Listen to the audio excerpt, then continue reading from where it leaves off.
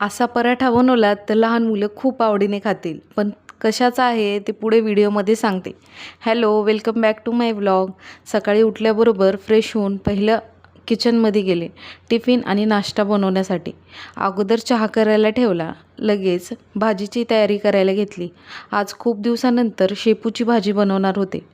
इकडे लगेच खुशी झोपेतून उठून आली होती. तिला परत तिच्या पप्पाजवळ नेऊन झोपवलं आणि आता बघूया पराठ्याची रेसिपी. इथे मुळा धुवून खिसून घेतलाय. त्यात जिरे, हळद, मिरची पावडर, मीठ आणि ऑरिगॅनो घातले, ज्याने खूप छान टेस्ट येते. नंतर कोथिंबीर टाकून मिक्स करून घेतलं. पुरणपोळी करतो तसं मसाला स्टफ करून पराठा लाटून घेतला. तूप, तेल किंवा बटर तुम्ही काही लावू शकता. मी इथे बटर लावून मस्त असा खरपूस पराठा भाजून घेतला आहे.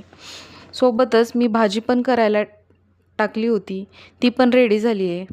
आज थोडं कामासाठी बाहेर जायचं होतं, म्हणून पटापट कामे आवरायला घेतली. भांडी वगैरे धुवून घेतली. पण ॲक्च्युअल व्हिडिओमध्ये दिसतात तेवढी ती फास्ट होत नाहीत. आज मला जवस आणि शेंगदाण्याची चटणी पण बनवायची होती. त्यासाठी जवस आणि शेंगदाणे दोन्ही छान असे भाजून घेतलेत. नंतर आवरून बाहेर गेले होते.